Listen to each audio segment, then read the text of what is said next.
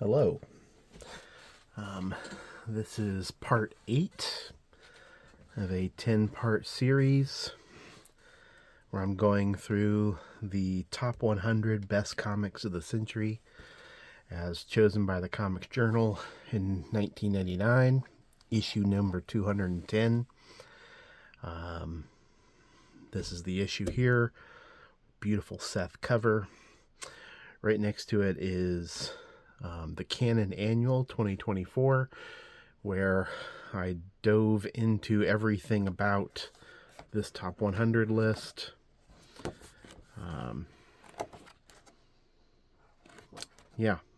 Talked about all the entrants, talked about what's happened to all those cartoonists since, the ones who are still with us. Talked about some of the controversies on the list. Brief interviews with all of the surviving list makers and a couple of other people, including Seth. And if you're interested in this at all, canonzine.bigcartel.com. It'll be in the notes below the video. Check it out.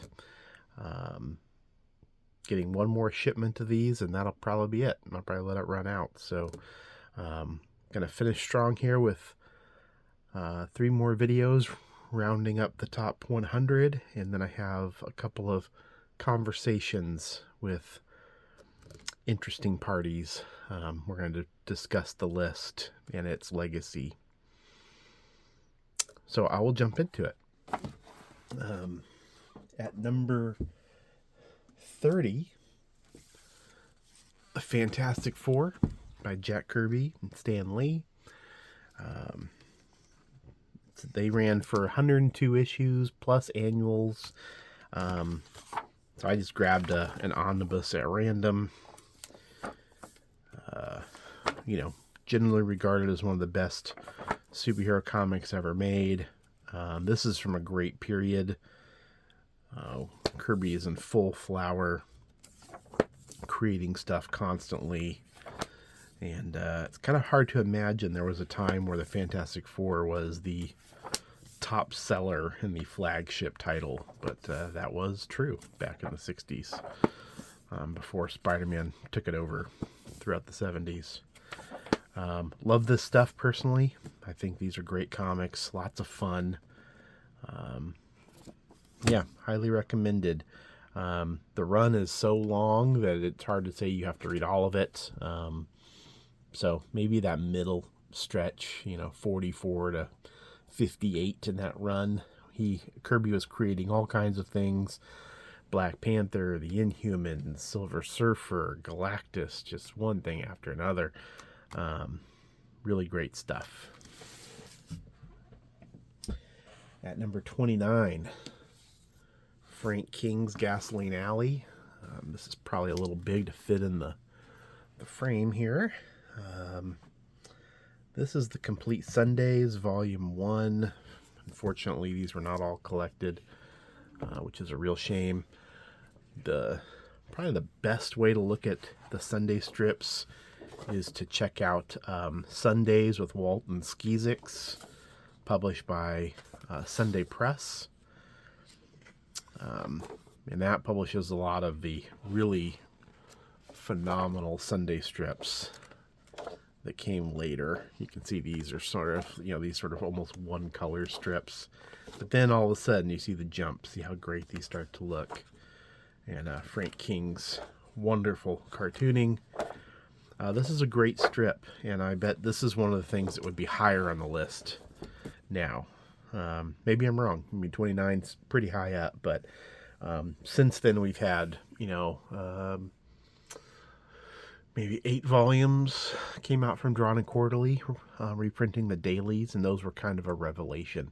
People knew the Sundays were really inventive and fun, but the dailies are just great stuff too. So, one of the great strips.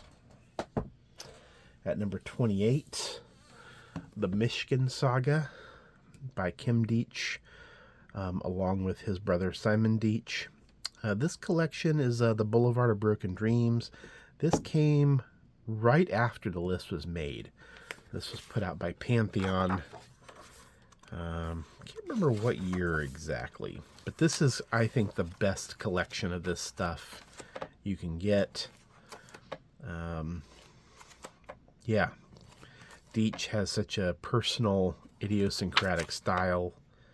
I find it very appealing. I can understand why some people might be turned off by it. It's kind of stiff. But I love it. Love the strong inks. Lots of work went into all these pages, and the writing is very good. It's great stuff. And Kim Deitch is really like nobody else. Kind of hard to explain him, frankly, but this is a great book. If you come across it, pick it up. Speaking of great books, number 27, Palestine by Joe Sacco. Sadly, just as relevant now as it was when it was made. This isn't the first serious thing that Joe Sacco did. A couple of issues of his one-man anthology, Yahoo, got serious towards the end, but this was a substantial leveling up. This was a mini-series he put out in the 90s. I forget how many issues. I want to say 9 off the top of my head. I've only ever read it in book form. I didn't read the issues. But, that's a series that Fantagraphics put out. Probably lost money doing so, but they stuck with it because it was such great work. And now, all these years later, it's their, second best-selling graphic novel ever. Just a real success story, and Sacco has gone on to create even better works, in my opinion. But Palestine, still a very special book and well worth reading. Number 26, Harvey Kurtzman's The Jungle Book. This was printed, I think, in 1950 something. I forget exactly when. This reprint is from Kitchen Sink, sometime in the 2000s. So, The Jungle Book was sort of it's printed as a little pocket paperback, and it was pure Kurtzman. I think it had 4 kind of novella length comics, not quite graphic novels, but not just short strips. And really, but like I said, it's pure Kurtzman, him working by himself. The cartooning's really great in these. I'm not a huge Kurtzman guy, personally, but, I certainly recognize the talent and the massive influence on everybody. Definitely worth reading. Kind of a shame that all of this stuff's out of print. Number 25, Roy Crane, Wash Tubbs, which later became Captain Easy and Wash Tubbs.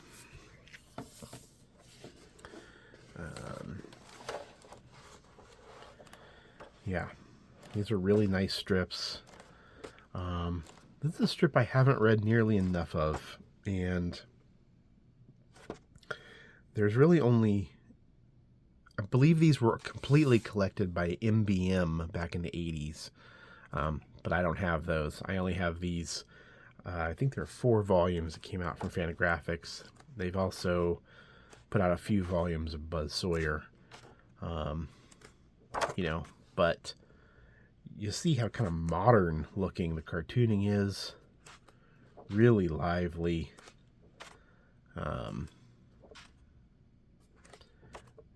Good stuff. And what I have read, I've really enjoyed. I think it's very fun. I remember the original write-up in the issue is all about how his characters really move. But just look at this stuff. That's would be totally at home in a Love and Rockets panel. Just really great characters in here. Roy Crane, it's a shame that he has proved to be a difficult sell to modern readers. Number 24, Flies on the Ceiling by Jaime Hernandez. So this is, it's the name of this collection, but Flies on the Ceiling is really just the title of this short story. So I'll flip through it. It's very brief. One of the shortest things on this entire list, but just a masterpiece of mood, cartooning, fractured storytelling, and just lovely panels. Every panel is just beautiful, gorgeous stuff. It's a pretty harrowing little story.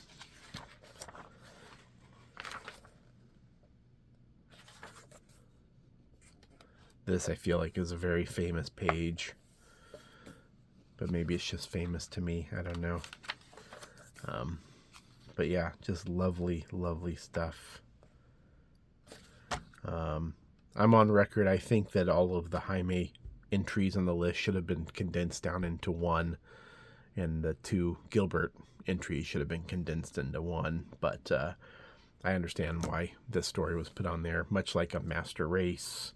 You know, it's just a very important story and real good example of virtuoso storytelling. Number 23, Milton Caniff's Terry and the Pirates. These have recently been reprinted by Clover Press. And they're printing them in these beautiful big books. I was pretty happy with these, personally. But I have to admit the new books just blow these out of the water. So these are a little tight, especially for someone as brilliant as Caniff was with his really delicate inking.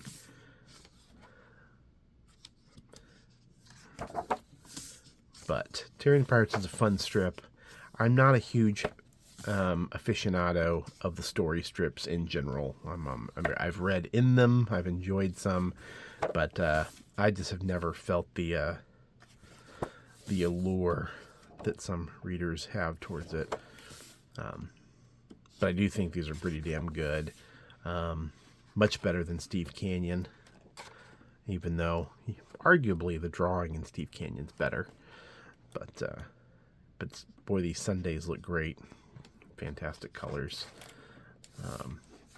Anyway, I'm really curious to see what modern readers would think of this strip. I can't imagine it would be as high as 23, which is very, very high on the list and seemed totally appropriate at the time. But I just can't imagine that being the case nowadays. I just feel like its influence has waned so much, even though you can just look how gorgeous this stuff is. Really fantastic. Number 22, The Death of Speedy by Jaime Hernandez. As I mentioned before, they broke his stuff up. It's 3 different entries. So once again, this is not the whole book. It's this storyline here. And in a lot of ways, for me, this is kind of the peak of Jaime's work. Not in terms of the writing. I think he actually just got better and better as far as that goes. But just Jesus, look how great his art is here. Though he's one of those guys that's hard to pick an era. He does evolve and change, but every era looks incredible. Just great stuff. But look at all the black on these pages. Just fucking amazing. Top-notch stuff. I mean, look at that panel there. Jesus. So good. So, anyway, if you've never read Love and Rockets, there's not much I can say that other people haven't said, but check it out. And at number 21, the New Yorker cartoons of Peter Arno. This one really seems like he wouldn't stand a chance in hell of being anywhere near this high on the list nowadays. You can see how kind of old-fashioned these look.